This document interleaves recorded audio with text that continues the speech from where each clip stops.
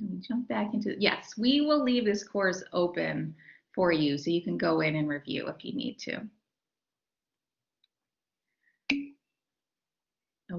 Okay, Lauren, so you're going to be teaching in the spring. So that's great. So you'll want to make your appointment, Lauren, as soon as you can, as soon as you feel ready. So we've always said, you know, make sure you have the course structure built out for the whole semester. Most of the content would be preferable, but if you only have, say, the first 4 weeks of your course fully built out, and then the rest of the structure is all there, and it's easy to tell where you're going with a lot of the content. You could also certify at that time too. So,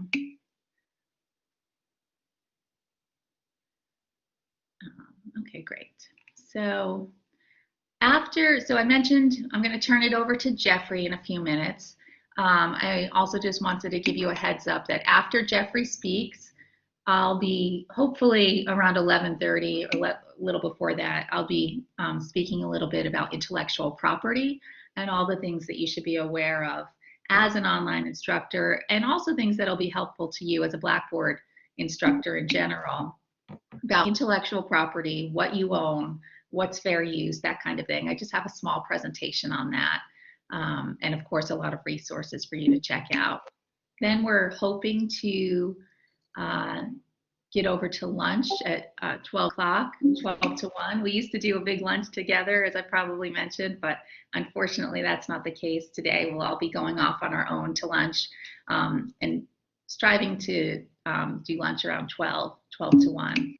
And then we'll come back and we'll hear from Jose Diaz on the online course checklist, all the things you need to look out for as you're certifying your course. So I know, I wish we were buying lunch.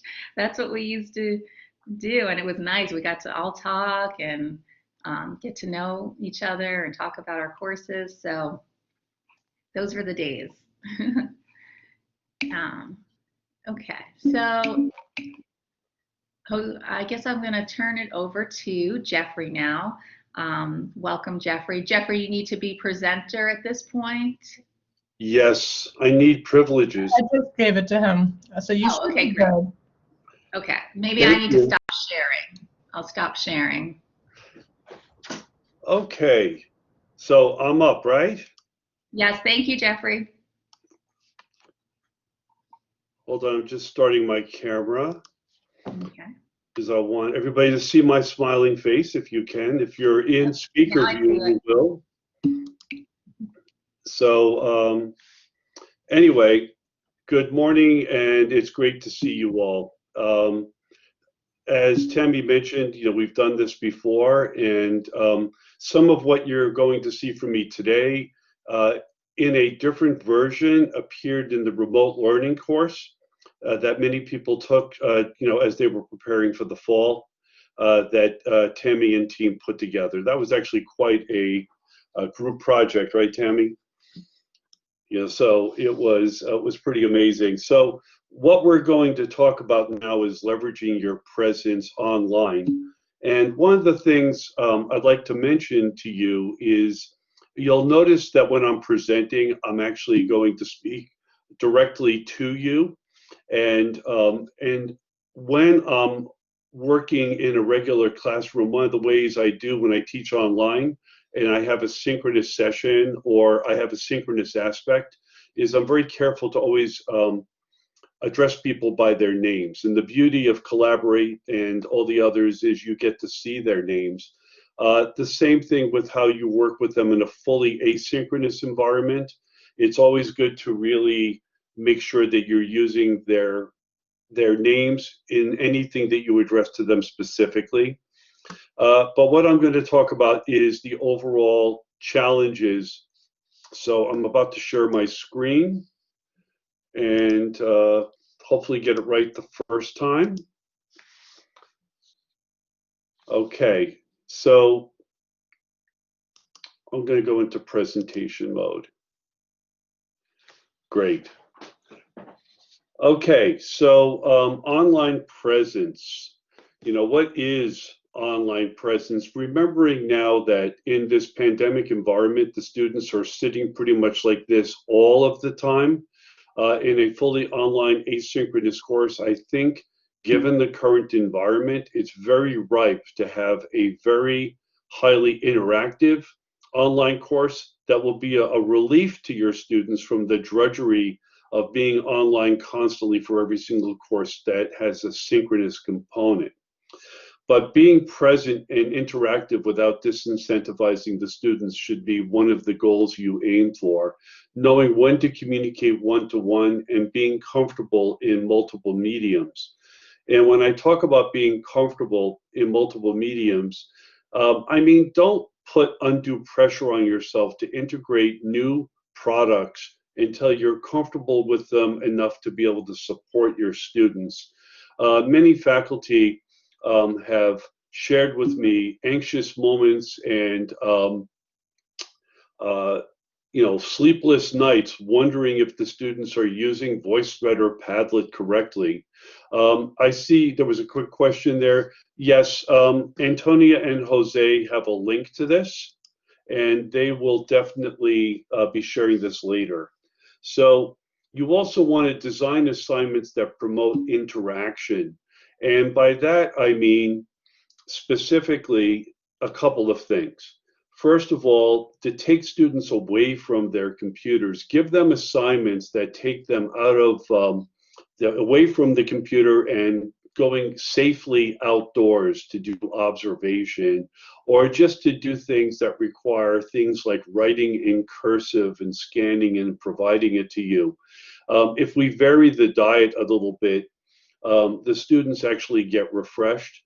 I actually give an assignment in a creative team dynamics class where students have to unplug for 3 hours and observe, describe their observations during that 3-hour period. None of them want to do it, but in my course evals, they often will refer to that assignment as being transformative and helping them to realize that they could do a very reflective work, a reflective assignment and actually get credit for it. But it also helps them to do something which we call chunking, and many of you are aware of that. But chunking is giving students things to do in smaller increments. So not necessarily a 1-hour video, but maybe 3 or 4 videos, breaking up that time. Asking questions that require reflection or comparative analysis, or frankly, both. A lot of times we ask students to summarize things, but we don't ask them to reflect and compare.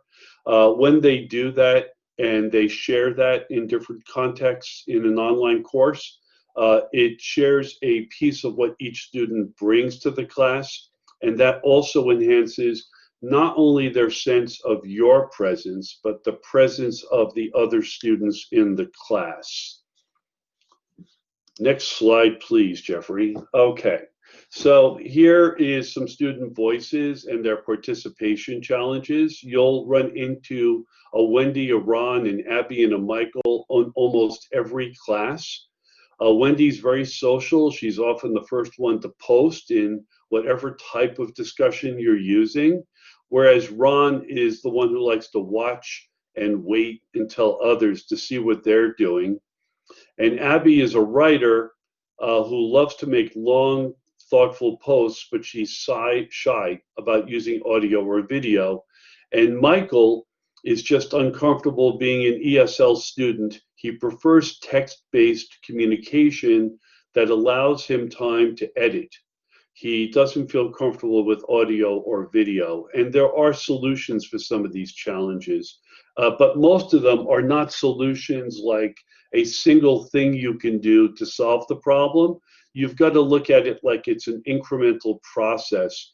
So to get Michael to be more venturesome, or Abby to be more venturesome, requires a lot of sensitivity to what are the obstacles they're experiencing. And also to look at the students who are the most active and recognize that if they're really slam dunking your course, but others are left behind, there's opportunities to try to create more interactive asynchronous assignments that involve them working with each other thereby getting to know each other. Wendy says, working alone can be isolating, and sometimes I lack motivation. I don't get to know my classmates. This is a very common comment in fully online courses. And that's because some courses are very, very content heavy and don't necessarily utilize some of the asynchronous ways that you can do peer review and discussion. Many of you have already seen Padlet or VoiceThread. These are very, very powerful tools that work very well asynchronously. Padlet is a tool that could also be used synchronously a little bit more easily than some, and so you might keep that in mind for your other courses. Abby feels that video and audio recording intimidates her, and in part that can be because we're asking them to make videos without giving them the tools and some guidance on how to do it. And Michael just feels uncomfortable because it takes him a long time to read and write everything, and he feels very self-conscious speaking. So students like Michael, we can often help by encouraging them to prepare when they make a video by actually making a script and to organize their thoughts, that they don't have to speak impromptu or extemporaneously, that they just need to have those allowances indicated in the assignment. So you're not only giving them an assignment that might require them to use multiple media approaches, but you're also going to give them guidance on how they could achieve that. So we have tools that Jose, I'm sure, has either gone over with you or will be going over with you. So I encourage you to definitely ask that question if you have concerns. So, whoops, hey, stop that. Okay. So the instructor presence, right? The key words here are interaction, facilitation, narration, assessment, and feedback. So those 5 words are probably the most important. So to interact as needed with your students, but not to disincentivize them. Let me give you an example. Often in discussion forums, professors will feel that it behooves them to reply to every single student who's speaking in a discussion forum, no matter whether it's a VoiceThread or a Padlet or something. They feel like they're not teaching enough if they don't actually interact. But I ask you to consider the fact that if you interact too frequently, the students will begin to look to you to be a part of that assignment instead of what you could be, which is a facilitator. Somebody who might provide some commentary where necessary, but not necessarily to have the students expect that you interact with each individual student, and yet many do. And if you have 25 students, you could end up spending an awful lot of time doing work in the discussion forum where you might want to better facilitate students interacting with each other. And we'll talk a little bit more about that. Assessment should be clear before they do an assignment, how they will be assessed and what part of their syllabus it relates to, and then give them feedback.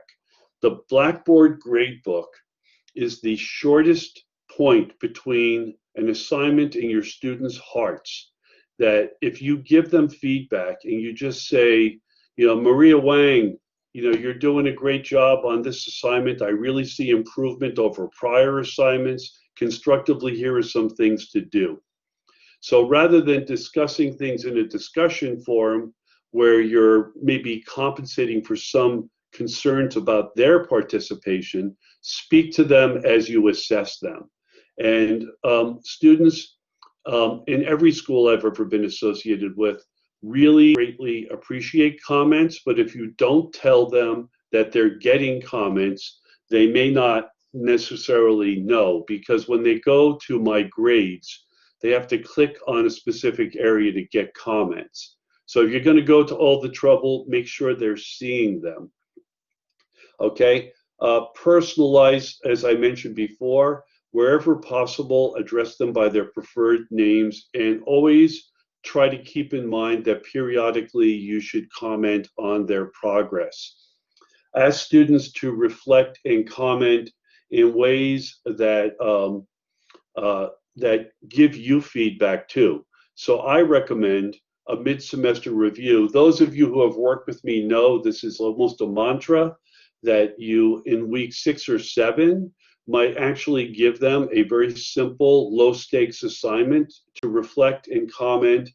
How did they assess their progress thus far in the class? What is the plan to improve your performance for the remainder of the semester? I might add, for the remainder of the semester, no matter how well you think you're doing. And then the final question, which is really important, is how can I, as your professor, help you? And they tell me, amazing things. They also will oftentimes say, hey, you're doing a great job, just keep up the good work, which is great to hear, but I much prefer to hear, I would love to get more resources in support of the assignment, or I wish you wouldn't lecture so long, or things like that. Okay, online office hours, I'm sure that that's already been discussed, but I know, and Tammy, jump in if I'm wrong, but online office hours are one of the few times that Tammy and company will support a synchronous session where you actually meet in real time with the students. So online office hours using any of the tools that you feel comfortable with are really, really good. I actually use an appointment book with the students where they can just sign up for available times. And there's ways to do that I'm sure Jose, Antonia, or you could email me if you're having a problem with that. I try to schedule online office hours to be 15 minutes, and that's because if the students know they have more time, they may take it up and not get to the point about what they need. So it's good for them to have a little time pressure. And a little tip about online office hours is to schedule time for you to have a break between students, right? So don't have one meeting end at 10 and another one start at 10. You know, give yourself time to make another cup of coffee or put some scotch in your coffee. You know, what's one of the things about teaching online, right? Nobody knows what's in your coffee. Don't quote me on that. Jose, edit that out of the recording, please. So multiple modalities are part of, I see Marianne just made a comment, self and peer assessment tool. Yeah, I have ways, and we can discuss that if we have a little time at Q&A, Marianne, to actually facilitate self and peer assessment using discussion forums. And I will explain that a little bit later, but you can use discussion forums for students to do peer-to-peer. And you can use discussion forums by having students do their own reflective pieces in a discussion forum where you put each student into a team of one. And that student can interact with you directly in a forum if they're doing some kind of self-assessment you want to interact with them on. Now, Lauren, I don't know the answer to that question about the amount of time we have, you know, but I'm sure Tammy could answer that when we get to Q&A. Quick question, Tammy, how much time do I have left? Or Jose or somebody, just let me know how much time I have left. Sorry, Jeffrey, I had to step away for a second. You can go, you know, until 11:15 if you want to. Okay, well, I hope that we'll have a spirited Q&A and then time for them to have a break. I don't think I'll need that much. Okay, sounds good. Especially if I'm probably talking too fast. I kind of feel like the tempo might be a little bit too quick. You can let me know in the chat. Yes, so I see some comments there. I do use Calendly, so if anybody has an email from me, there's a link called Make an Appointment with Me, and Calendly allows you to set up available times that students can self-sign up for. And I do recommend the 15-minute rule. If you tell students, when you come to office hours, I would like you to come prepared to discuss what's on your mind. And I also encourage them to email ahead any topics they want to cover that I might be able to better support them. But they do get to the point, and they also recognize that your time is precious. And you're really, and Maria is actually being a co-presenter here, but I agree with her completely. You don't want to exhaust yourself. Remember, you're a precious commodity, and you probably have somewhere between 20 and 25 students, and that's a lot of students to spread yourself around in, okay? Now, let's talk about multiple modalities as an instructional practice that improves student engagement. By using diverse types of presentations, you are promoting experiences where the students will use different senses and different skills during a single lesson. So that may include the use of visuals, the use of music. Some of you might have seen the event we did on the 16th, which was designing with music. If not, there'll be something up there where professors in visual presentation and exhibit design, interior design, math and science, fashion design, and textile surface design all worked with a jazz musician on interpreting or interacting with music. And that will be I thought it was very inspirational. And Maria can tell you more about it at some point, because she was definitely one of the integral parts of the presentation. So I like the universal design for learning guidelines. And you'll see in this presentation I'm giving you that I have links to everything. So even in presentation mode, I could click this open if I want to, and I will, just for the heck of it. And now you see that I found a great site from Michigan Tech that explores in more detail exactly what all this means. You'll see it's much more expansive.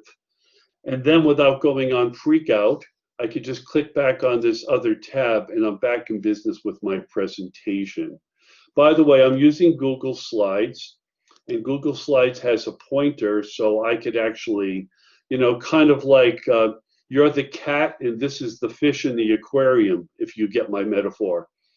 So the first thing we want to talk about is providing multiple means of engagement. Okay, so optimizing individual choice and autonomy, optimizing relevance, value, and authenticity. No matter what you're teaching, all of you are practitioners of what you teach. And by indicating the relevance and value that you are experiencing with the particular topic you're teaching, it adds great authenticity to what you're doing with your students.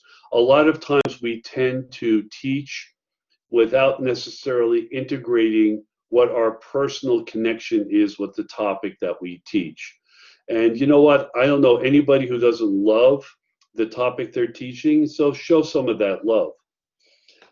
And then minimize threats and distractions by keeping the assignments very focused and by always outlining and structuring the activity so that they don't go off the reservation. Okay, representation means basically multiple means. So that could be video, that could be using Padlet, that could be using VoiceThread. You want people to see things in different way. And by the way, the good old-fashioned text-based discussion forums, they have a place too. So it's not that they are obviated by the other methods. They are just season the food and don't serve the same diet in each unit. So offer ways that students can actually even take the work that you're giving them and customize it. So I, for example, if I'm concerned about the content of my course, and this is a topic that Tammy will also go into, I use Creative Commons to license my work when I am willing to either share it as it is or share it with attribution if they make changes. And I really do not care if students will take my slideshow and add their own stuff into it. So offering ways for them to customize what they've gotten to make it work is really important. Creative Commons is a legitimate way of managing the ownership. Now, you can also encourage students to use Creative Commons as well. I don't want to spend too much time on that because Tammy actually has very specialized knowledge of these things.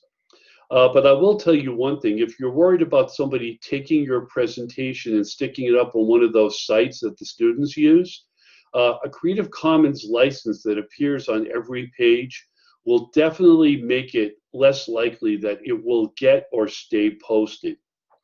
So it's a good way to protect yourself. Also, multiple means of action and expression. This relates also to different types, multiple ways of representation. So sometimes the students might express things by making a little video and talking about things, or maybe just an audio, or maybe a combination of that with storytelling. It's very easy for them to use Collaborate to make a self-narrating slideshow, just like when they play back recordings of your class. Okay, so I do strongly recommend that you visit this or any other UDL site. And here are ways that you can encourage multiple modalities, okay? So tools like Screencast-O-Matic, we have a premium account for the faculty, but the students can use the free account. I don't believe that account is for students at the premium level, but for the students, the free account is fine. As a matter of fact, Jose and I have been showing people how to use the free version for what seems like a few years now. Also, you can use tools like VoiceThread, Video, Padlet, or even Google Docs to have them create their own content. Every student at FIT has a VoiceThread account, and they also have a Padlet account. So you don't have to, yeah, and thank you, Maria. And Google Jamboard is a very cool tool as well. So when you're using VoiceThread, you can actually create a presentation in VoiceThread that allows students to inject their own slides right into the presentation.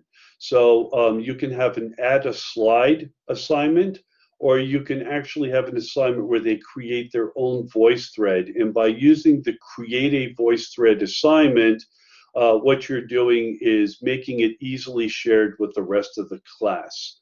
Okay, also collaborative activities with the students working with groups of various sizes.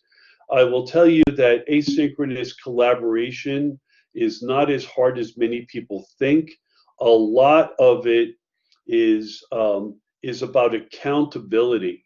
So let me give you a brief example. A lot of teachers like to do project-based learning, and whether you're doing it in a fully online environment or remote learning, it's all about accountability. So if the students are doing a multi-week project, you can look at ways to have the students report in on their activities and to give them credit for it. Something that those of us who have worked in like the design and advertising fields know that in the professional environment, we're required to bill our time or account for our time. I recommend asking your students to provide status reporting on what each of them are doing and to share the status reporting with their entire group. So each student talks about what they have done, you know, since what they have done since their last confession, okay? And when you're asking students to report periodically on what they're doing, it's important to understand that everybody has a bad week once in a while. So if you have like a 4-week or more assignment, and one week the student just says to Professor Klimchuk, look, I just really had a bad week, you know, the old emergency room story or something like that, and I just didn't get anything done. I believe personally, and this is a stylistic choice, that it's okay for Professor Klimchuk to say, well, look, as long as you explain how you're going to make up for what you did not do and continue forward with your group, I'll give you a free pass one time. Some people call this dropping the lowest grade. Okay, and Marianne, actually, I didn't know that when I said that, Marianne, but I'm not surprised that you do that. Okay, so these are really examples of how you can do that. With Google Docs, one of the things that's beautiful about Google Docs is you have a edit history that will tell you exactly who posted what where. So if the students are doing status reporting in a Google Doc and they give you edit access, you can actually see who posted when. And that's really good because you don't want, if Maria is in my group and she's got, you know, she's itchy to get the status report done, and so she actually reports in for the entire group, I can tell by looking at the history that Maria actually reported for the other two because she didn't want to get a bad grade, right, Maria? And what I'll do is, if I see that the students are not participating equally by looking at the revision history, I can approach each student individually to say, you need to post to get credit. And we do it so the students can see each other's posts. That way, the BS factor is somewhat diminished. Okay, also, having different groups of different sizes. So you might do some things where they work in pairs and other things where you make a larger group. Structuring those activities really makes it work. Yeah, so Shannon does do, you know, dropping the lowest grade. So also reading response assignments that are posted in discussion forums can be very, very effective way of doing work. Now, because of remote learning this year, I teach a fully online class that has a minor synchronous element to it. Normally, I would give a reading and required discussion in a 1-week or 7-day period. Instead, I'm giving them more ambitious readings and asking them to write a written response to the reading in the discussion forum. And I set the discussion forum so that the students cannot see each other's posts until they make their first post. So they do a more comprehensive summative statement of the reading, and they also reflect on the reading. And then I give them an entire second week for discussion at well-spaced intervals. Now, I used to worry that this was too much time, but I can report to you that qualitatively, I've never had better discussions than by giving them the room to read, write, reflect, and then discuss. And all the time looking for students to address each other by their names and to comment on their work. One thing I might add is if you're going to ask students to do peer review, you should talk to them about critique.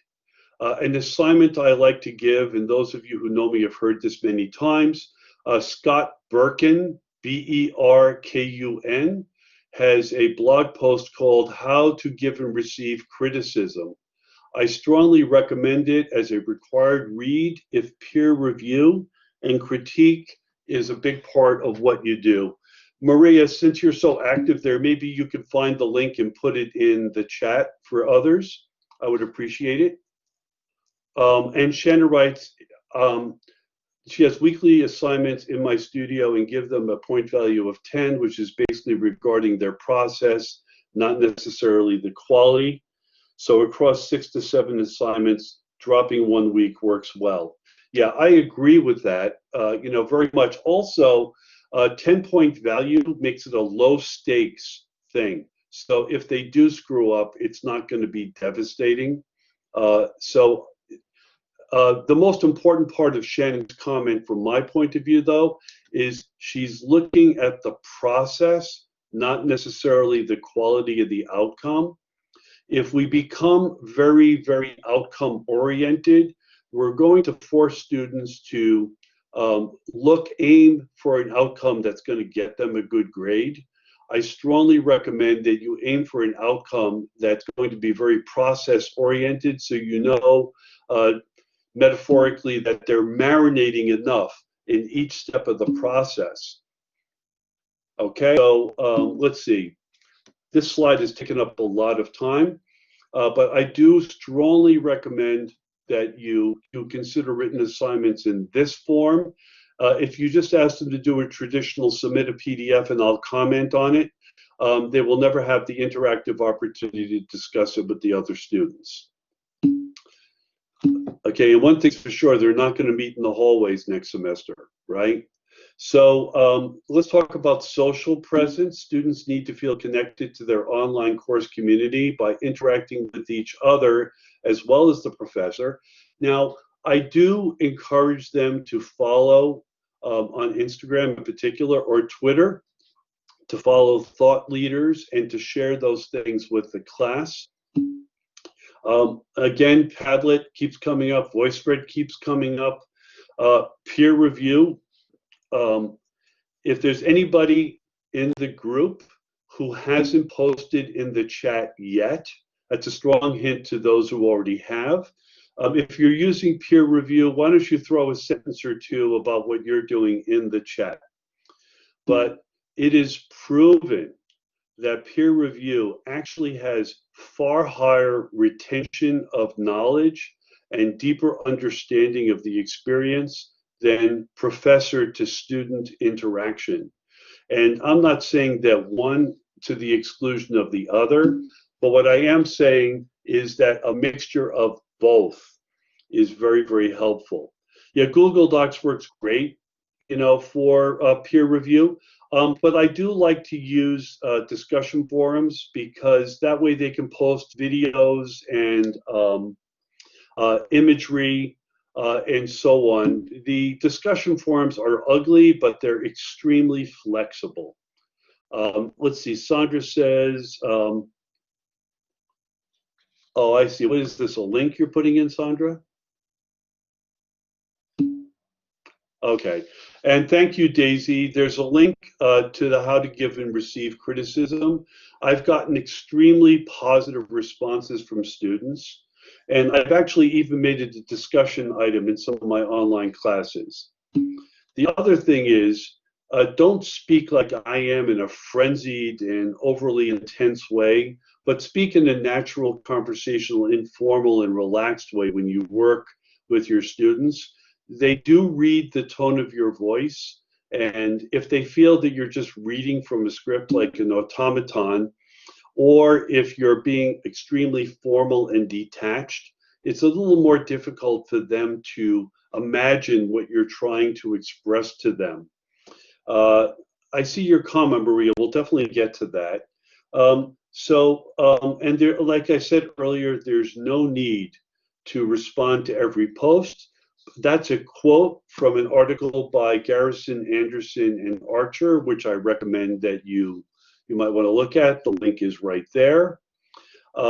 Remember that facilitation actually requires a lot more skill than just going up and lecturing or by talking at the students. And you'll notice that I interact freely with the chat while I'm talking.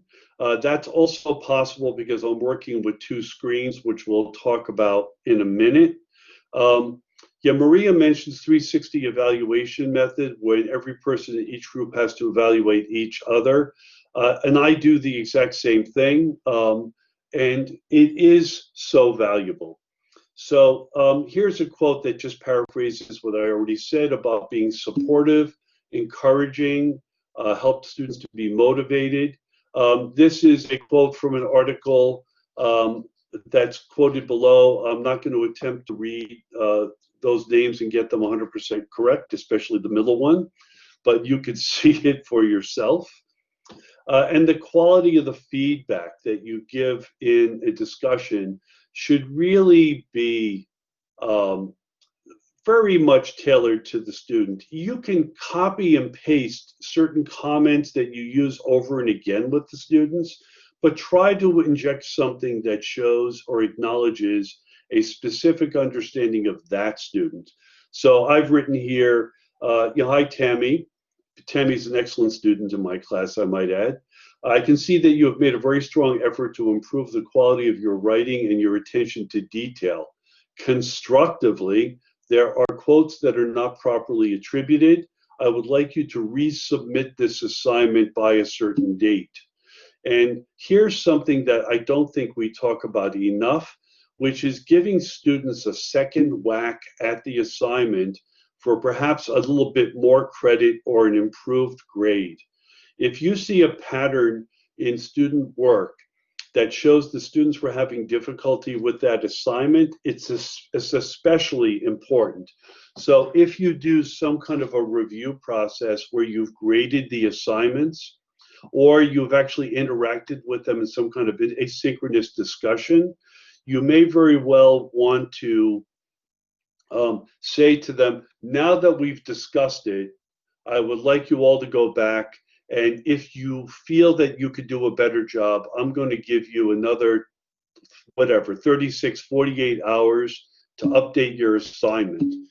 That is not necessarily, that does not work with a test, for example, where if the students did not do well, you would necessarily want to give them the test.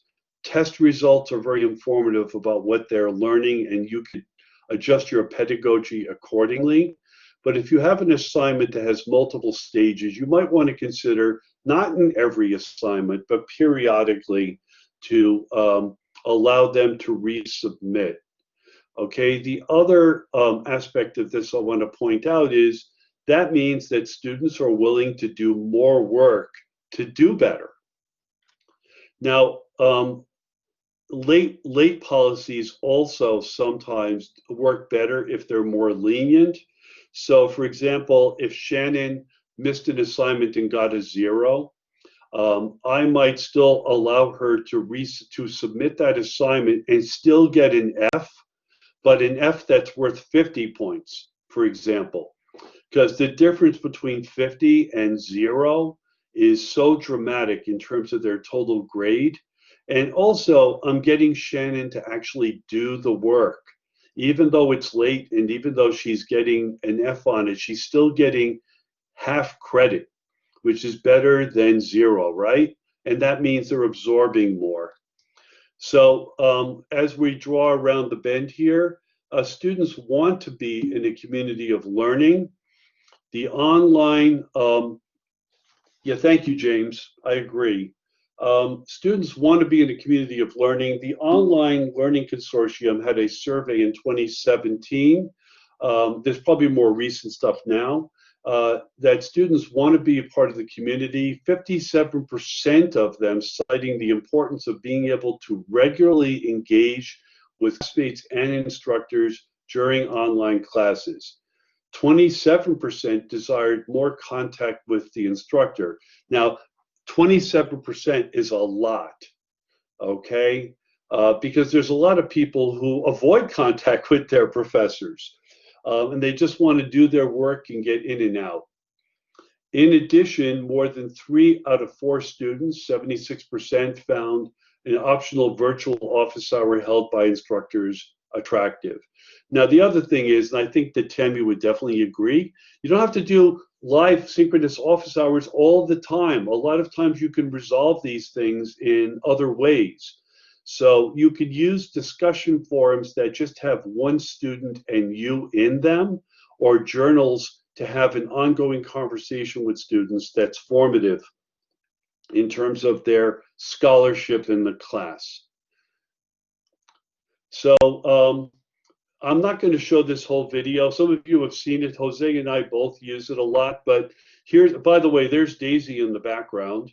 I just want to show you that Jose and I took Screencast-O-Matic, grabbed a laptop, and recorded this without any internet because we downloaded the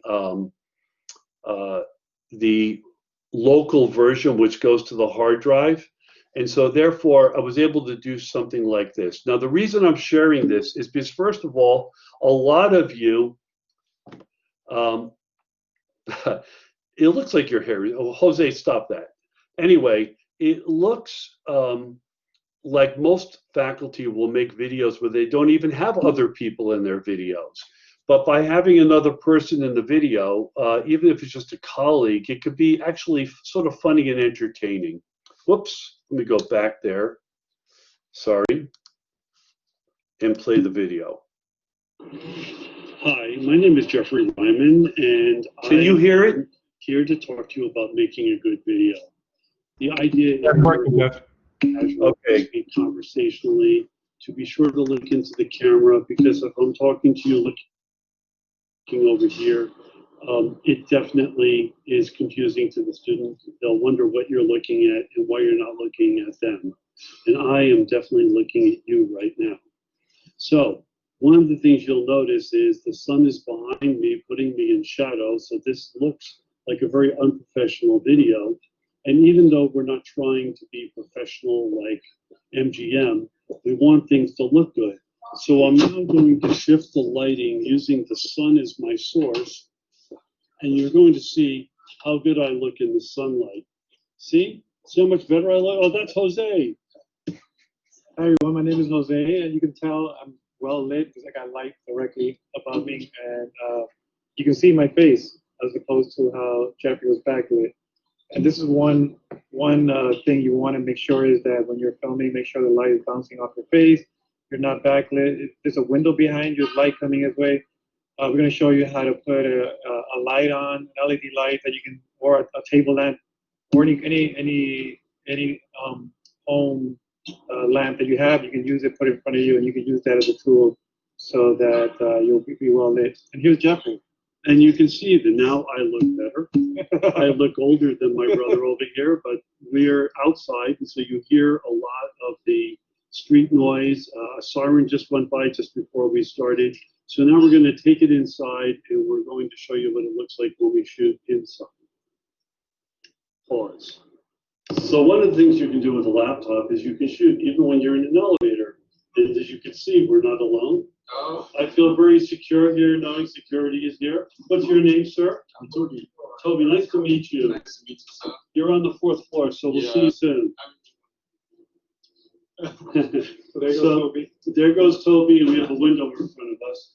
So Jose and I are here to show the benefit of using a laptop with the version of Screencast-O-Matic that we're giving you is that you can shoot anywhere without internet access. Welcome to the elevator. It's nice to see you. Welcome back. Now we're in the Center for Excellence in Teaching, and we are sitting with a window facing us, which is the way that we recommend that you shoot video, is always have a natural light source. But we're going to show you during our workshop how you could use a artificial light to help lighten you. But as you can see, sunlight makes us look great. And over our shoulder is one of the faculty members. Say hi, Daisy. Normally, you don't shoot in the middle of the Center for Excellence in Teaching, but we just wanted to show you how easy it is. So in the course of time, we've made a 3-minute and 10-second video. It's informal, hopefully it's a little funny. And now you can imagine how you might use it in your course.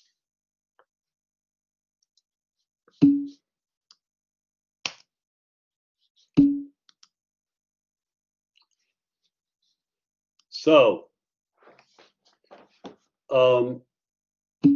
yeah, I hope that you like that. What I want to point out is a couple of things. The video really was just 3 minutes and 10 seconds, yet in that time, we really showed a lot of information, things about lighting, things about being interactive with another person, the fact that you can be informal and still be very, very educational. So it really works. And when you get this slideshow, you'll be able to play the video again and again. We just want those YouTube hits. Okay. Also, avoid using too much text. Now, as somebody who has been teaching faculty or working with faculty for the past 12 years, I could tell you that many of you simply have too many damn instructions in there. And so when a student sees a wall of text, they're going to be scanning it for the most critical information. I can speak from my own personal experience that whenever I write an assignment, I look at ways to take it down to its essence. And if I need to give them much more detailed information, I'll give them the short version with an attachment and perhaps a video where I narrate a little bit about that assignment. Avoid complexity. That's another thing, is that with the sheer euphoria of building your first online class, you may very well build a class that is so complex that you spend more time trying to manage it than you do actually looking at the learning that's going on. So watch that. And whoops, wrong way. And so good design is as little design as possible. Too much is too much. And Tammy makes a comment, online courses used to be much more text heavy at FIT, and students complained. Yes, they did. Thankfully, we have moved towards different media and tools. And that's really the purpose of this online training, right? Is to really explore ways that you can do things. I will just simply tell you, everything I shared with you in this presentation is directly derived from my own personal experiences in teaching, and I've been doing that for 16 years, originally at CUNY and then at the New School for the balance of the time. And I can tell you that in the remote learning that we've been doing at the New School, I lessened the amount of individual assignments, but deepened the experiences, and the quality of the work I'm getting is actually, to be honest with you, better than I got in years where I gave them more to do when it was pre-pandemic. The more you build, the more you need to maintain. So here are my final tips, and then we have a few minutes for Q&A. So always promote asynchronous conversation, but be patient. If your instructions are clear, most will come along. Typically, when you launch your first unit and you open up a discussion, you're disappointed when you don't see posts right away. If you don't tell them when you want a first post, you may not see one until the very end. So I underline the word always, indicate what comprises good participation. So I want a first post by Monday, a second post a couple of days later, and another post a couple of days after that. That way it promotes what is conversational. And this has absolutely nothing to do with the tool, because you can do this in VoiceThread, you can do this in Padlet, you can do this in any kind of discussion forum environment. Remember to use multiple modalities for delivery and student response, and create assignments that take students a bit out of their comfort zone. So for instance, you could have students go and make a video, for example, where they share, like especially in a COVID environment, where they share their workspace. Say under the, in the current environment, would you share where you're doing all your work and how you're living your life in these conditions? It could be a great icebreaker, and they all make a video that you would probably want to keep to 3 minutes or less. Students love that. They do it all the time with their phones anyway. So this could be great examples. And as always, the CET holds workshops that deal with some of these issues. But I want to just, before I open up the floor for any questions or comments, I just want to say I never met an instructor who went through online training with Tammy's team that did not feel it made them a better face-to-face instructor. Never. Almost everybody every year has found that it was so deeply influential in how they taught the other modalities that it also made them more comfortable in those modalities. So that is my final slide. I'm going to stop sharing and open it up. If anybody wants to talk, you can just open your mic and just blurt it out. Well, I'll jump in. It's Mary Ann, obviously. Thank you, Jeffrey. That was awesome. But I will say that teaching in the remote environment and all of the training that I have gone through since March, I will say, no doubt has made me, well, I think at least a better instructor, and will absolutely change everything I do moving forward. And I've been teaching for 25 years. So thank you to all of you, because truly it has made a huge difference in what I do. That's great. That's great. Anybody else? Let's look at the participation list. I'm going to start calling names. Not calling you names, but calling you by name. So I see Nicole is there. I saw you were in the chat a little bit, Nicole. Any thoughts about leveraging your presence in the upcoming course that you're building? Well, for me, it's very difficult because, I'm going to teach something which is very basic. So it's introduction to French. So a lot of the discussion is fantastic, but it's much more to people who are going to teach something in English and are going to teach something perhaps philosophical. For me, all of the discussions that I could have with students, it's going to be so limited when I'm going to ask them to post something, because all they can say in one semester is my name is, and I love chocolate, and blah, blah, blah, blah, blah, blah. So for me, it's a bit difficult, I must say. I hope that, I know that my colleague in Italian also, can understand what I mean. But when you want to teach a foreign language, it's very, very difficult, especially for beginners. If I were to teach an advanced French class, I can see how to adapt all that.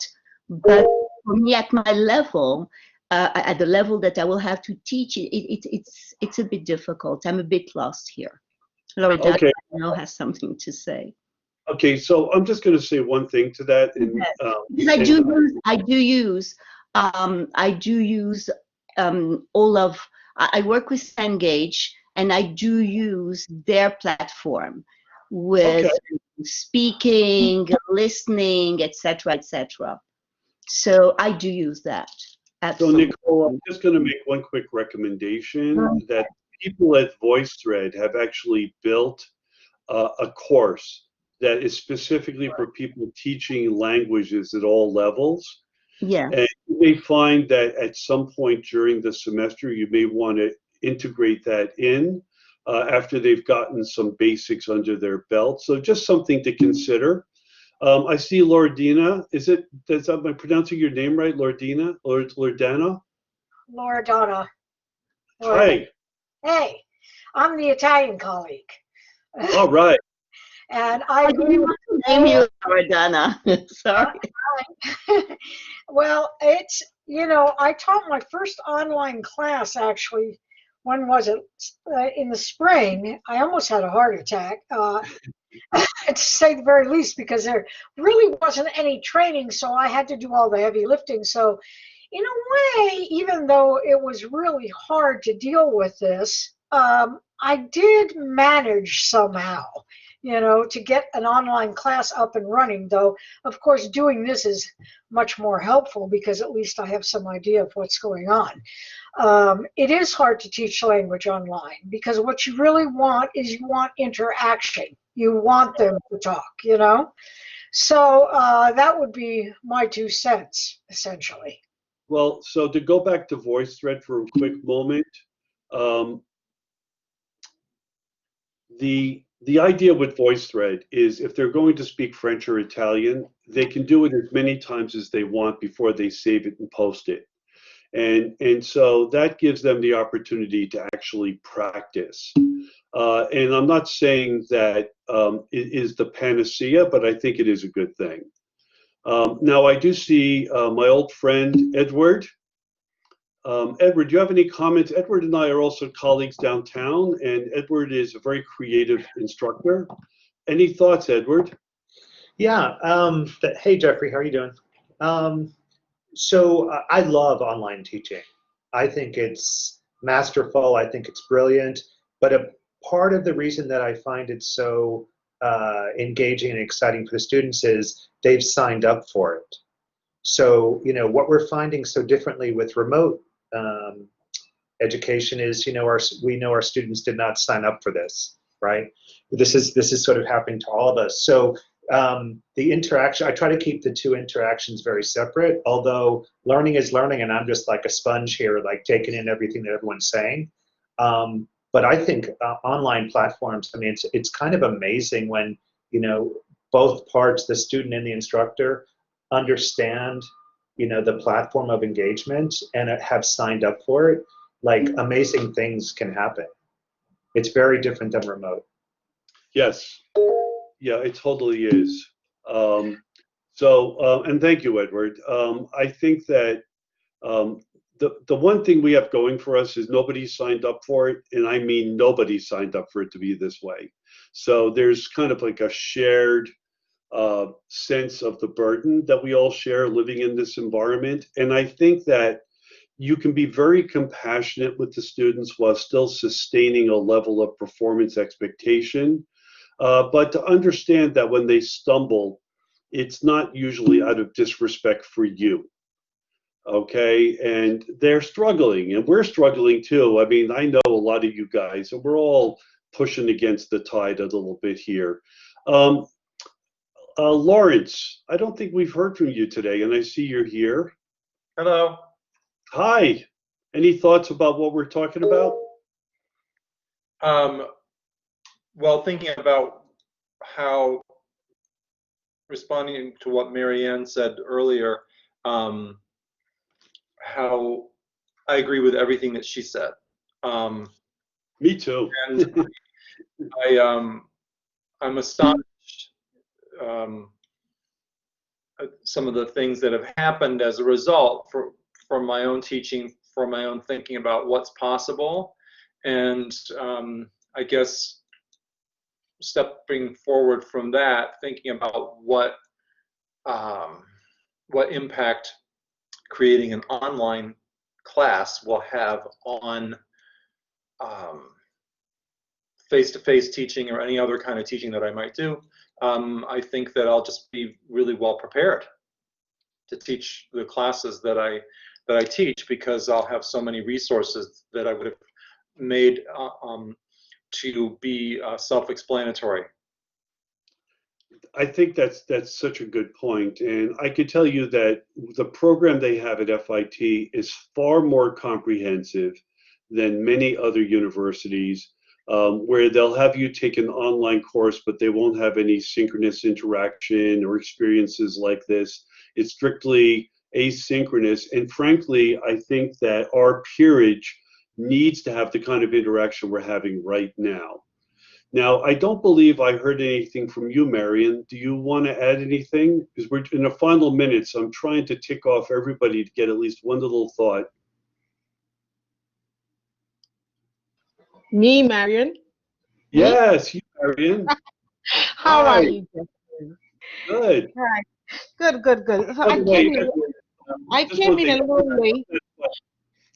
I came Go in a ahead, little Marion. late because I had a class and I ended at 10:20, 10:25. So I just got in at 10:30. But I'm telling you, for the past, 3 months that I've been doing this, I've really learned a lot. As a matter of fact, I take that back. From March, April, I've learned a lot. And I teach an IT class, and I was a little bit hesitant with the online when we were going remote. I wasn't sure of certain things, but then I think I learned so much, and I have not built my course yet. but I believe that the transition is not going to be that difficult for me because I've been doing remote learning for the past 6 months. And also, secondly, my course is actually built on Blackboard, and we have a digital online platform with Cengage. So it'll be very easy for me to organize my classes. And so I'm not worried about that. I really have to work on the Padlet portion and the voice thread, which I know I still have the materials to read about, and it's very helpful. And I'm not worried at all. I'm sure I will do fine. And if I have any problems, I know to reach out to you, Jeffrey and Jose, and Tammy and Antonia, right? Yeah, while you're going through the training process, it's best to focus your efforts through Tammy, Jose, and Antonia. But yes, I hold workshops and I do one-to-ones as well. I just want to make sure that contextually for the online training portion that you focus on working with the team until your course gets certified. And then once you're certified or certifiable, um, little pun there, I couldn't resist. Um, you will you will then be welcome for me to help you expand on what you're doing. I'd be happy to. So, Can I just add one thing, actually? Can I touch on one thing? And Jeff, you kind of touched on it when you talked about the kind of different students that are in the class. And I have always felt that I don't think we do enough training in the face-to-face, and I think the remote environment has forced us all to kind of see each student as an individual with individual challenges and needs, whether it's the digital divide or cultural or social or physical or mental, whatever. And I do think that we probably could add more education for our faculty on meeting each student where they are. And I guess that's one thing that you kind of touched a little bit upon, Jeffrey, but I feel like we probably could build on that with some of the training at FIT, is just talking about individual student needs. well, yes, Marianne, thank you so much for saying that. And when you go back to my slide deck and you see where I have the personas for the 4 different students, that's really such an important way to address your class, is to give some pause and reflection to what the challenges are for the different students. And you don't necessarily have to speak to every student one-to-one, but you can deal with it more broadly by saying, if you're having a problem with this or something like that, or if you need more support, here are the ways that we can do that. When students see there are pathways to support that are not only using you, and you don't have to be the sole pivot point. We have a great writing studio, we have a tutoring center, and so on. And Tammy just put up a link for a Padlet where you discuss it. So I just want to make a point that in presenting for exactly 1 hour, almost everybody who is in this session participated in this session in one way or another. That's something I try very hard to do. I don't think I got everybody, but I want you to know that if you want to give me the next 45 minutes, I'll get everybody. Meanwhile, I'm going to say thank you very much, and I'm very grateful, Tammy, for the invitation to join it today. Thank you, Jeffrey. We are so happy you could join us, and that was a really great discussion and a great demonstration of how you can include everyone. So that was really nice. Thank you so much. Okay, so guys, have a great rest of your class, and everybody be well, stay safe. You too. Thank you. Okay, so I do want to just call your attention to that Padlet. Thanks to Jeffrey for pointing it out. But if you want to check out the Padlet I posted in the chat, it's a great area where faculty share how they engage students. And we're very concerned about student engagement, especially with remote instruction going on. There are some students who may feel lost in the remote environment. Like one of you pointed out, they didn't sign up for this. So I think there's some great ideas if you want to check out that Padlet.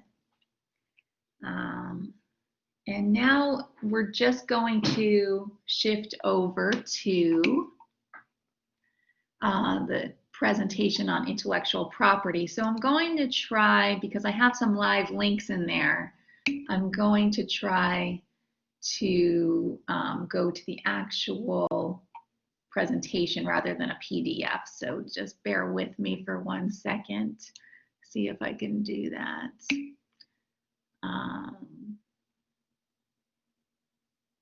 No, I don't think I can. Okay, I'm just going to go to my PDF and then maybe I can go over there later.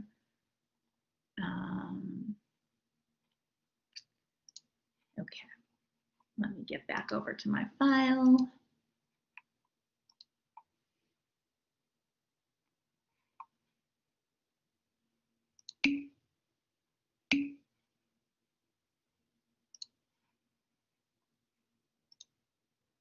Okay, so everyone can see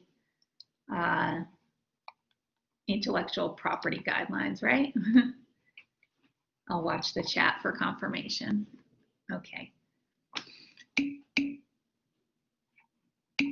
Okay, great. Thank you. Okay, so just wanted to run through a few examples of intellectual property guidelines. Some of you may be wondering as you're posting all of this content to Blackboard, what's okay to post, what you own. So I just prepared this basic slideshow. So feel free to stop me with any questions, but I'll just run through this. Let me get back over to my presentation. Okay, so I posted the FIT policy here. There's a link to it here. We're going to make this available in your related resources section of the Blackboard course. So if you want to view FIT's full policy, it's available right here at this link. But some highlights, so takeaways, would be that you should know that instructors own content created for the courses they are teaching. So if you're worried about creating content and ownership of that content, you don't need to worry according to the FIT policy. You own everything you create for your online course or your remote course. This includes the syllabus, so you may have been wondering about that. It does not include the department's course of study. So that course of study is actually owned by the department. Everything else, including the syllabus, is owned by you. Another fact, students own content created for the courses they are taking. So if you have students creating projects, FIT has no ownership of that. You probably know that already. Students own their content. So that's always good to keep in mind. Now, of course, there are exceptions. So employee work is owned by FIT. Everything I do for my job is owned by FIT. And then there are exceptions related to sponsored work. There's work for hires. There's special projects. That kind of work is owned by FIT. But if you're worried about your course content, just another thing to be aware of, that your course content is owned by you.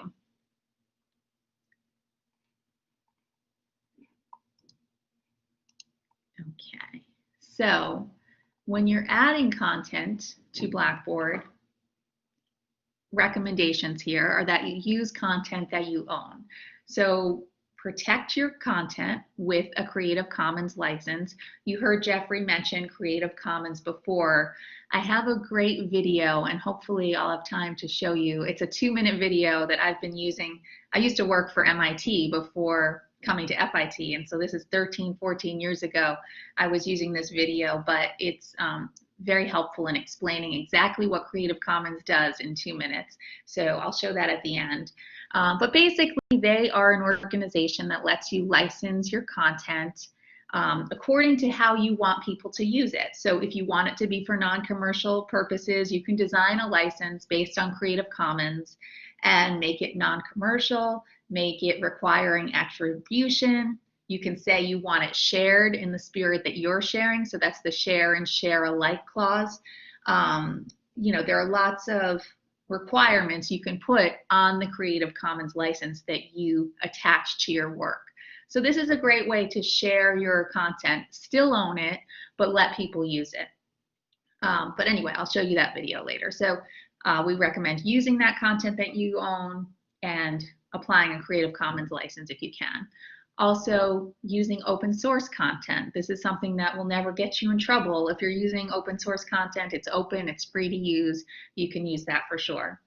And use links and embedded videos with caution, of course. So courts have held that linking does not violate copyright. So whatever you're linking to, that's fine. You're not going to be responsible for that content from your course. So use links wherever you can. Also know that links disappear. So sometimes you will rely on a link and then copy that course from one semester to another, and all of a sudden that link is gone. Of course, you do need to check the links you're using. But this is a good thing to keep in mind, that you can use links and not worry too much about copyright there. So you can also use subscriptions when necessary. But again, this content becomes unavailable too. So we've had several courses that require a Netflix subscription, but a couple of times that content has disappeared. And Netflix, a lot of content does disappear very often. So you need to make sure and keep checking that content is still available. We had a professor teach a language course who used, I believe it was soap operas in Spanish that were used through Netflix, and then that soap opera became unavailable and they had to scramble and find something at the last minute, so that was difficult. So these are just things to use, but also use with caution. So what types of work can be copyrighted? I just put this list here, and again, this presentation will be available for you in your resources in your course. But of course, literary works, musical works, dramatic works, choreographic works, graphic, all these different formats you may not have thought of, but all of these works can be copyrighted. So when you're using them, you want to make sure that you're able to use them, that you have permission to use them, you're giving attribution. And if you have any questions about this, you can come to us. There's also some great resources in the library for this that we can point you to. Sound recordings, of course, can be copyrighted, architectural works, and so on. Now, what cannot be copyrighted? This is interesting because you may not have thought of these different formats that just can't be copyrighted. Ideas and theories, concepts, procedures, methods, processes, titles, short phrases and slogans. Facts cannot be copyrighted. Works consisting entirely of information that is common property and containing no original authorship. So think about calendars, height and weight charts, things like that. Works of the US government. So, that first point, ideas, theories, and concepts, it's important to remember that it's the representation of an idea that is copyrighted. It's not the idea itself, right? So when I worked for MIT, I was a project manager for OpenCourseWare, which you may be familiar with.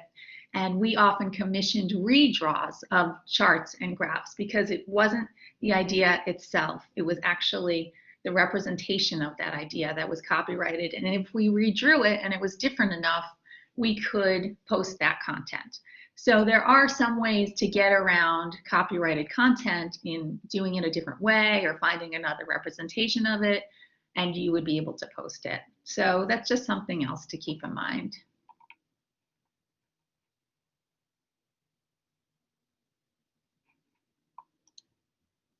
So we also talk about fair use in education. So fair use permits use of copyrighted material without acquiring permission.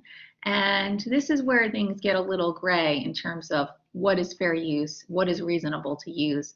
And there are some good guides. So examples of fair use include criticism, news reporting, teaching, scholarship, research. There are rules here.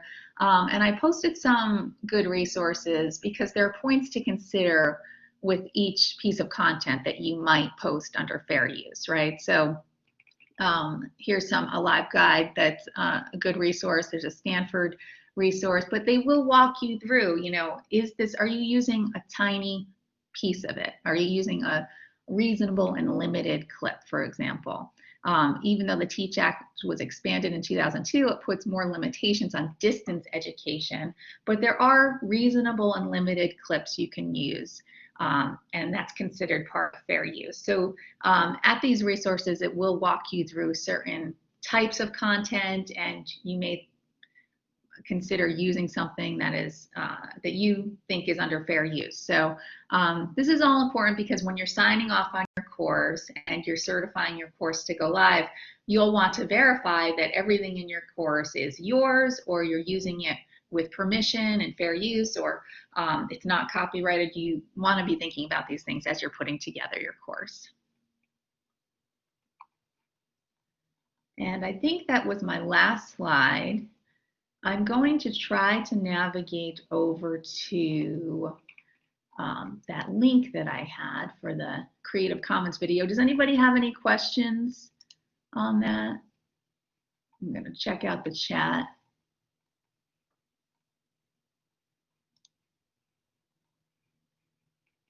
Feel free to jump in with any questions while I go and grab that link.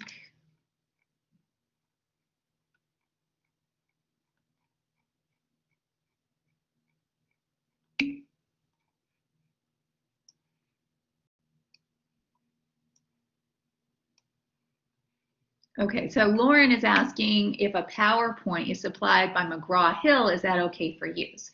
It's associated with my textbook. So yes, that would be an example where you have a relationship with McGraw-Hill, you're working with them, you're linking to their site, correct, Lauren? Okay, so you're pulling it in somehow. Do you want to speak to that, how you're using that? Yes, I took certain PowerPoints that, let's say one chapter was 45 slides. I've reduced it to 20. I've added audio to it. And I've noted not only their copyright, but at the bottom of the last slide, I often write copyright 2020 by Lauren Lev, and to identify the combination of the two. Is that okay? Yeah, so I've seen licenses with McGraw-Hill where they allow you to pull in content, edit it in a way. I think they're calling it mixing at that point, and you can mix the content and use it. But I would like to take a look at their license. If you could send it to me, we can just double check that. Where would I find it? It's associated with the text that the college is using universally for their preliminary course, the AC 111 course. Yeah, it's usually towards the beginning of the text. Also, do you have a contact at McGraw-Hill? It changes all the time, but I'm sure I could locate that individual. Yeah, I mean, they would be able to provide the full resource, but if you could find anything, send it to me. Otherwise, we can reach out to that contact and find out their full policy. But usually, so I just need to. I'm sorry. I'm sorry. I was saying if I find it within the beginning of the textbook and just scan that to you, that would be helpful. Yes, that would be great. Thank you. Okay, thank you. A lot of the McGraw-Hill reps I've talked to are encouraging about bringing in content and using it because it is, you're giving the information there. Okay. And Nicole, you use Cengage on Blackboard. And again, are you linking to it there or pulling stuff in? They are linked, but I also, put them in a special folder and I transform them. But, yeah, I do that and I think it's fine. Okay, that's great. My rep said that it was. Yeah, that type of use is generally encouraged by Cengage. They, want you to use your content and you're linking to it, so that's fine. Even if I make changes. Yes. Yeah. I mean, generally they have mixing permits where you can mix content, but I guess I would like to. Are you actually editing text within? Yes, I do. Okay. Yeah, I'd like to look at their license if you happen to have it, or have it. Yeah. Yeah, if you have it. My life easier, I must say, to use their program. Sure. Yeah. Oh, I'm sure. We have a lot of faculty using content like that. Sandra, do you mean screenshots, like you do a web search and you're just posting a screenshot of what you see? Like you're doing a Google web search and... Hi, yes, so let's say something like stamp designs, like a broader topic that then the students might narrow down to specifics, but something as a departure point. As, is it possible to use those or include those or not? I think that's fine. Do you have an example you could shoot me, or? Sure. Thank you. I can. Yeah. Generally, anything you find on the web that you're that would be considered a reasonable clip of that content. But we can look at that. Yes, absolutely, Lauren. Anything on YouTube you can use.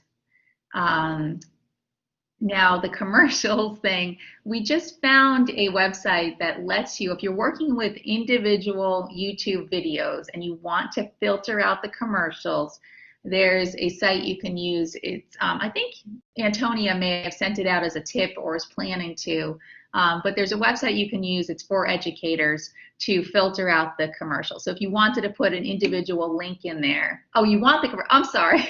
Okay, I'm thinking that you're having too many extra commercials. Okay, so you're showing commercials for your students' use. Okay, that's great. Yeah, that's a great use for YouTube.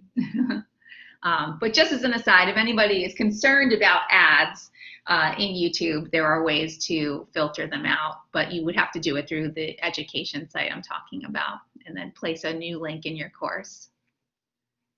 Okay, so I'm going to try and put this in one more time, this video. I hope the video will play. This is about Creative Commons, just a 2-minute video. Let me see if it will work.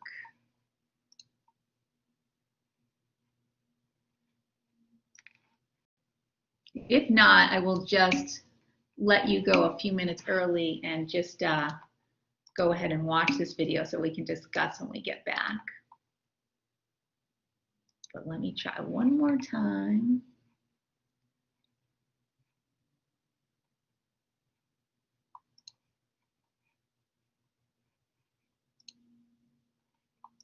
Jose, are you there? If not, that's fine. Yeah, I'm here, Tammy. Oh, I have a link to a video. What's the best way to play it? Because it's not working in my PDF. Would I be able to post it into the chat, or should I just have everyone watch it on their own? You can do either share the link on the chat and they can watch it on their own, or you can open the video in a new tab and just share your screen. Okay, let's see if I'm having trouble sharing my screen for some reason. It's not. I'm in Firefox. I'm not supposed to be, but my camera issues today made me go to Firefox, and now it doesn't. I'm going to try it one more time. I'm sorry, guys.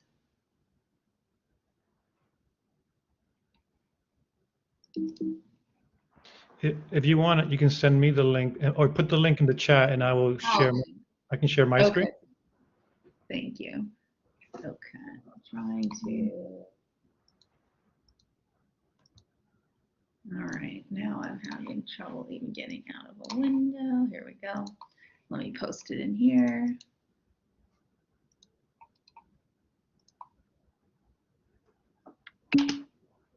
Okay, that's the link, Jose.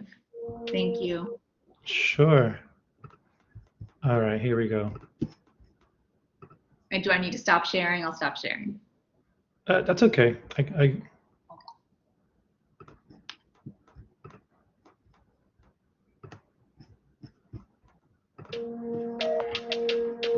Can everybody hear that?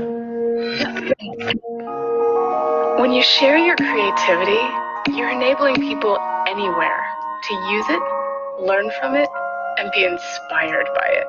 Take the teacher who shapes young minds with work and wisdom from around the globe, and the artist who builds beauty out of bits and pieces she finds online, and the writer whose stories use ideas and images crafted by people you've never even met. These people know that when you share your creative wealth, you can accomplish great things. They and millions of other people all around the planet are working together to build a richer, better, more vibrant culture using Creative Commons.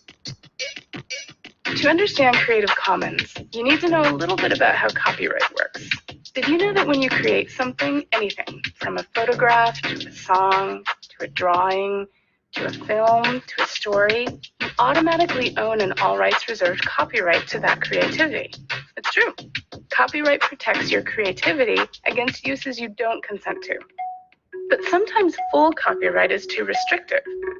What about when you want all those millions and millions of people out there to use your work without the hassle of coming to you for permission? What if you want your work to be freely shared, reused, and built upon by the rest of the world? Luckily, there's an answer. Creative Commons.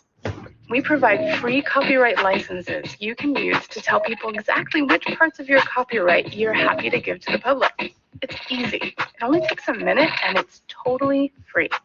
Just come to our website and answer a few quick questions like, will you allow commercial uses of your work? And will you allow your work to be modified? Based on your answers, we'll give you a license that clearly communicates what people can and can't do with your creativity. You don't give up your copyright, you refine it so it works better for you. Welcome to a new world where collaboration rules. It didn't even exist just a few years ago, but now there are millions and millions of songs, pictures, videos, and written works available to share, reuse, and remix, all for free.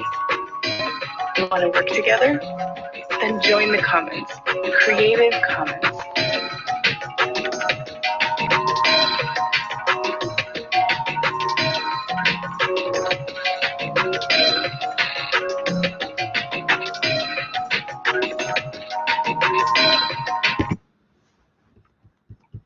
Thanks, Jose. Sure. Okay, great. So that just gives you a little taste of what Creative Commons is about. They're a great resource. Lauren is asking how critical is it to establish ownership by a creative? It's required. No, it's not. This is really just for your content. If you're interested in protecting your content, but also sharing it in some way, if you want people to be able to use it, if you want your students to be able to, for example, just remix it, you could stipulate in your license that you want students to be able to use it, but also, and they can change it, but they can't use it without attribution, things like that. It's just a good idea to have on your content, especially if you're worried about your specific content. Does that make sense? But it's not a requirement for, you can have all the content that's yours in your course, and when you go to certify it, Jose's not going to ask you if you have a Creative Commons license on it or anything. But it is good if it is your own content, of course. What is the line I can put in my syllabus to remind them that it's my intellectual property? There is some verbiage I sent to a couple faculty members. I can find that for you and send that to you. Let's make a note of that. So that's always a good idea to remind students that it's your content.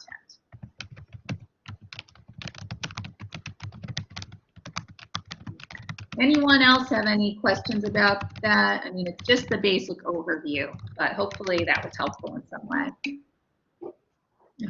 When I do Creative Commons, I have something from the effort that I can share with students. Yeah, so you mean that if you did license your content under Creative Commons, you would have something that you can share with students? You're wondering about that?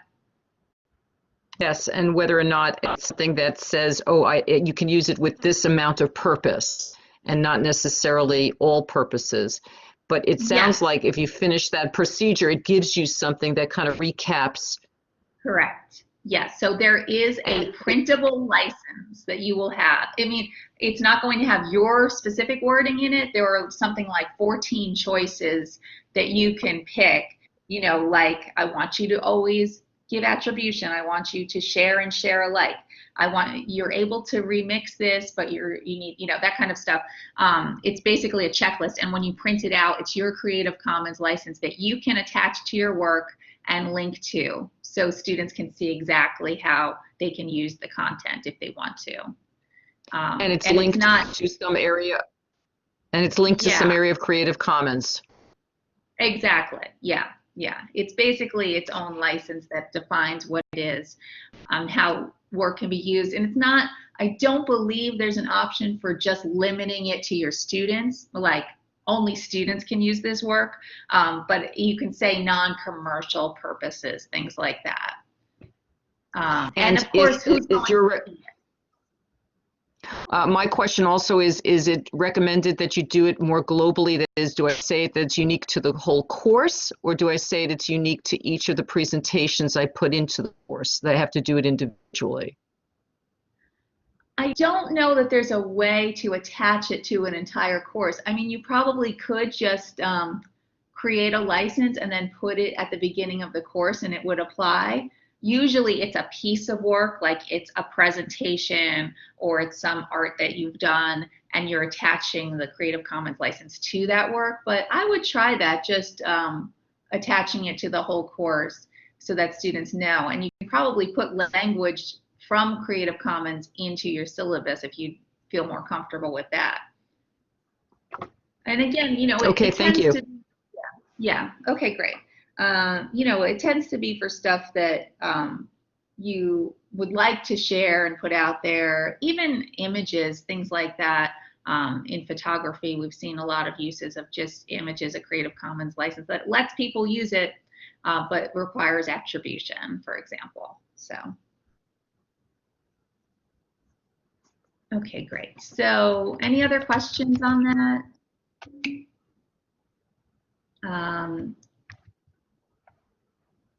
Okay. Any other questions? May I have one other question? Yeah. My question was from earlier from your presentation and the discussion of office hours. Can you advise, is that something that's through the department that verifies it in terms of length of time per number of courses and how you establish it? Because I'm trying to figure out how that'll be established. Yeah, so what we've seen is there's a set number of office hours that every faculty member should have, and that depends on the contract, I believe. So I tried to find language on that, and I do have something, but I was surprised that there are some faculty where office hours are not required. I think evening faculty, for example, there are no office hours required. So I would encourage you to talk to your chair and find out what your requirement is for office hours, and then post your office hours in your course. Now, I have seen office hours shared across courses. So you may have a face-to-face course and an online course, and your office hours are going to be the same for both those courses. Like you will have office hours from 7 to 8, or from 6 to 8 every Wednesday evening. This is the time you will be online and available for students, or by appointment. I like to say, especially in online courses, I like to say or by appointment so that students know if that time is not convenient, because remember, we have students in different time zones and with different commitments, and if that time is not convenient, it's good to be able to offer by appointment office hours. And the request is to provide them perhaps with an open or an existing Blackboard Collaborate that they can access, that I just leave open for the whole semester for the access? Yeah, in fact, I'll post it in the chat. Jose did a great tutorial, I believe it was yours, Jose, on doing online office hours and ways to do that. So I'll post that in the chat. We have it on our Teach Remotely site. Yeah, but you can do it in Collaborate or Google Meet, whichever you prefer. Now some people are doing it in WebEx. You just put the link in and say this will be where my office hours are. All the time, okay. Yeah. Anything you want to add to that, Jose? I was just going to say that I am going to touch a little bit on that and just show different ways on how you can do office hours. And again, a lot, there's so many ways that you can do office hours. I'm just going to go surface level. We're not going to go too deep today, but I will talk about different options that you have for office hours. Okay, great. Thank you. Okay, great. And I just want to close before we wrap up for lunch. Just want to remind everyone, because during Jeffrey's presentation, it seems like a lot of issues came up in terms of engagement and especially content-specific engagement. So you can always make an appointment with me or Antonia or Jose to talk about your specific needs in your course. Like if you're teaching languages and you're not sure how to run through certain assignments or what might be appropriate or what tools might be perfect for what you want to do, definitely reach out to us, make an appointment so we can focus on your specific content and your pedagogy. Because obviously, you know, there's no one size fits all here, and there's going to be different best practices that you might want to include for your course that might not work in other courses. So definitely feel free to reach out to us. That's what we're here for, to help you in that way. So, okay, thank you all. So, so why don't we wrap up for lunch, and then we'll come back at 1 o'clock. And Jose will be here, we'll all be here, but we'll focus this afternoon on what it takes to get your course certified and all the things you'll need for next steps. So, all right, thank you all. Have a good lunch. And for the afternoon session, everyone, please go into the other link that says afternoon. Right now we're in the morning session. So, oh, good reminder. Thanks, Antonia. Yeah, so that will be a separate session. It's right underneath the link you're in now, so you'll see it right there. Yeah.